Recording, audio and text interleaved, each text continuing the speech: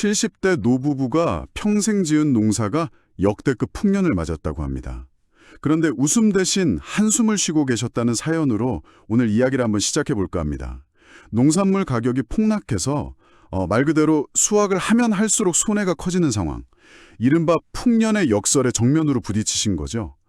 보통 이런 상황이면 정말 망연자실하기 마련인데 이분들은 좀 달랐습니다. 주머니에서 낡은 스마트폰을 꺼내 드셨거든요. 오늘 저희가 살펴볼 자료는 바로 이 노부부가 어떻게 디지털 세상에 뛰어들어서 이 절망적인 위기를 아주 따뜻한 기회로 바꿨는지, 그 생생한 성공담과 함께 또 비슷한 상황에 계신 다른 어르신들이 바로 따라할 수 있는 구체적인 온라인 판매 방법을 담고 있습니다. 네, 이 이야기의 표면만 보면 그냥 어르신들이 인터넷으로 물건 파는 법 같지만 그 속을 깊이 들여다보면 훨씬 중요한 핵심이 보입니다. 그러니까 세련된 기술이나 화려한 마케팅이 아니었던 거예요. 서툴지만 진심 어린 마음이 어떻게 소비자의 마음을 움직이는가, 어쩌면 여기에 대한 본질적인 질문을 던지고 있죠. 오늘 저희는 이 세대와 기술의 장벽을 뛰어넘는 놀라운 연결의 과정을 한번 같이 따라가 보겠습니다. 좋습니다. 그럼 먼저 일하기의 배경이 된 충청도의 한 산골 마을로 가보죠. 자료를 보니까 정말 가지가 휘저어질 정도로 사과가 탐스럽게 열렸다고 해요.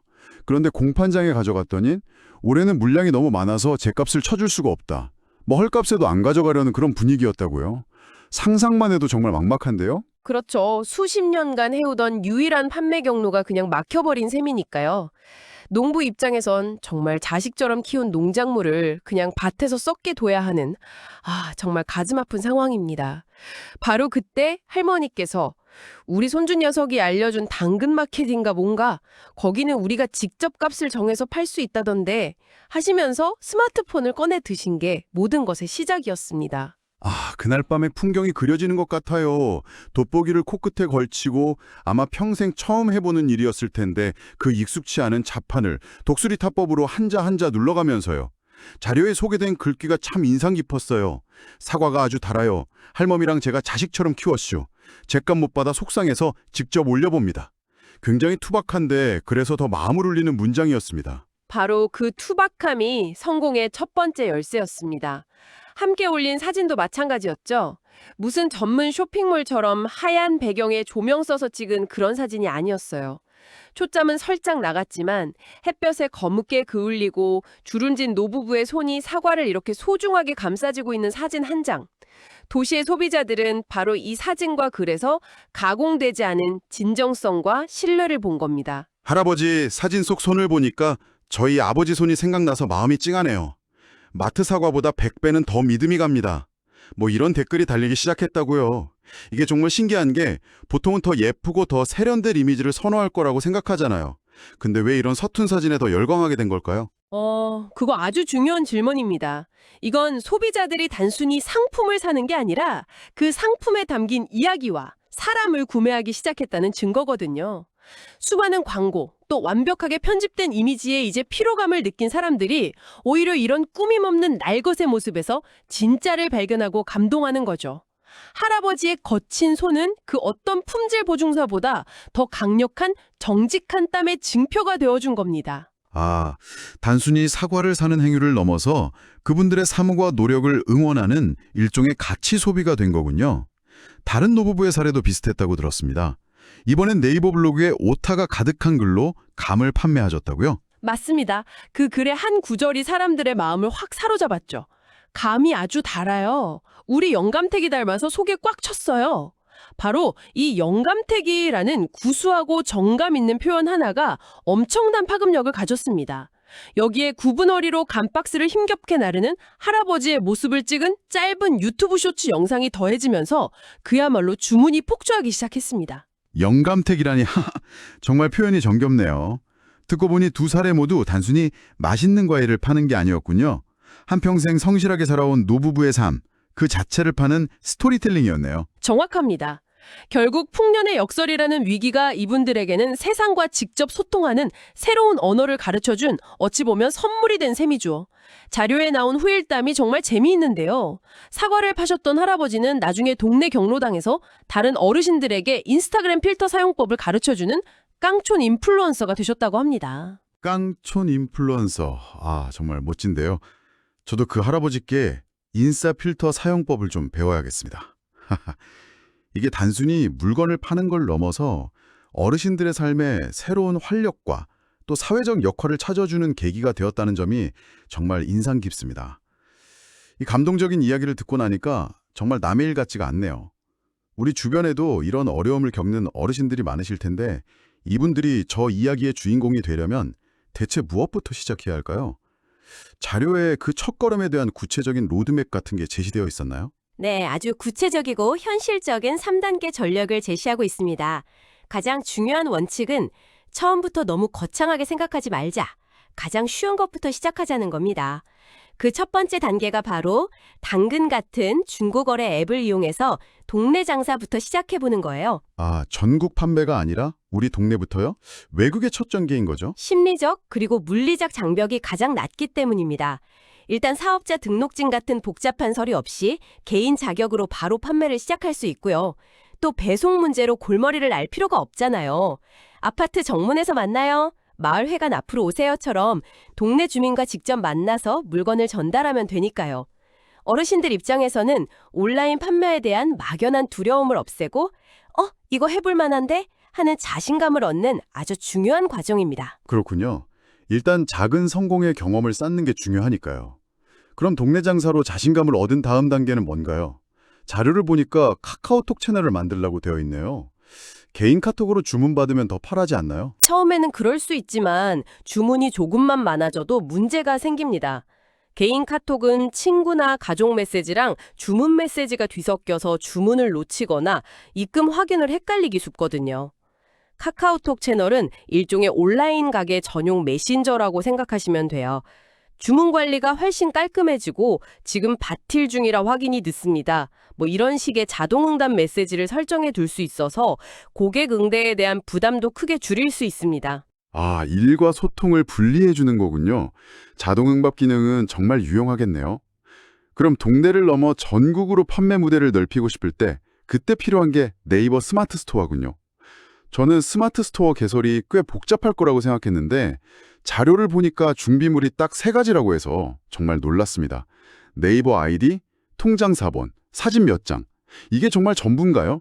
사업자 등록 같은 복잡한 서류는 필요 없고요. 네, 바로 그 점이 핵심입니다. 가입할 때 개인 판매자 유형으로 선택하면 사업자 등록증 없이도 연간 판매액 1,200만 원까지는 자유롭게 판매할 수 있습니다. 처음 시작하는 분들에게는 문턱을 크게 낮춰주는 제도죠. 물론 그 이상으로 매출이 늘면 정식으로 사업자 등록을 해야 하지만 처음 도전하는 입장에서는 이보다 더 좋은 조건은 없다고 할 수 있습니다. 네이버 아이디랑 통장 사본, 사진 몇 장만 있으면 된다니 정말 간단해 보이는데요.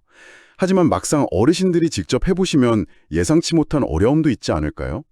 예를 들어 전국에서 주문이 들어오면 택배 계약은 어떻게 해야 하고 수많은 주문을 받고 포장하는 과정은 또 얼마나 고될지 자료에서 이런 현실적인 어려움에 대한 조언도 다루고 있었나요? 택배사 방문 수거 서비스가 워낙 잘 되어 있어서요. 어르신들이 무거운 박스를 들고 우체국까지 직접 가지 않아도 집 앞에서 쉽게 해결할 수 있는 방법들을 소개하고 있었습니다. 시작 단계에서는 이런 서비스를 활용하는 게 현명하죠. 자, 그럼 스토어까지 열었습니다. 이제 가장 중요한 상품을 올려야 할 텐데요.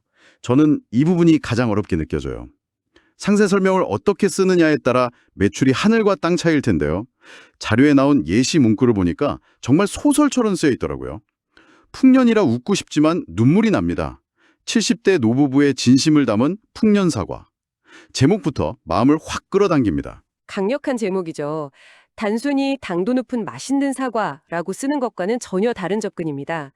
제품의 스펙을 나열하기 전에 판매자가 처한 상황과 감정을 먼저 공유하는 겁니다.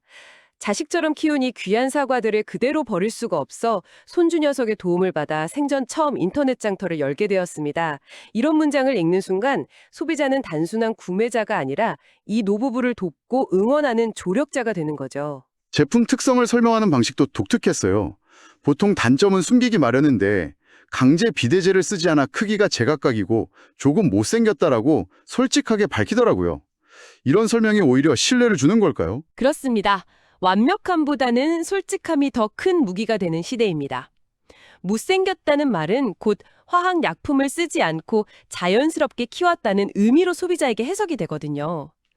나무에서 충분히 익을 때까지 기다렸다가 따서 당도가 끝내준다 같은 설명은 유통시간을 단축해야 하는 대형마트에서는 따라할 수 없는 직거래만의 강점을 부각하는 아주 영리한 방법이죠. 듣고 보니 그러네요. 사진 구성 팁도 정말 인상 깊었습니다.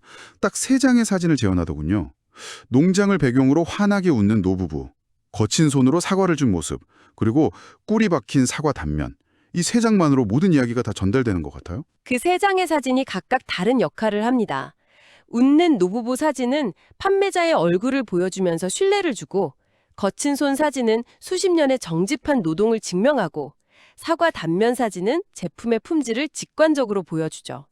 이 3가지 요소가 결합될 때 소비자들은 가격표를 보기 전에 이미 마음으로 구매를 결정하게 됩니다. 이제 가장 현실적인 문제로 넘어가 보죠. 바로 가격입니다. 농민은 죗값을 받고 소비자는 만족할 수 있는 그 황금 같은 가격대는 어떻게 찾아야 할까요? 자료에서는 아주 명확한 공식을 제시합니다. 바로 공판장 경매가보다는 높게, 대형마트 소매가보다는 낮게 설정하는 겁니다.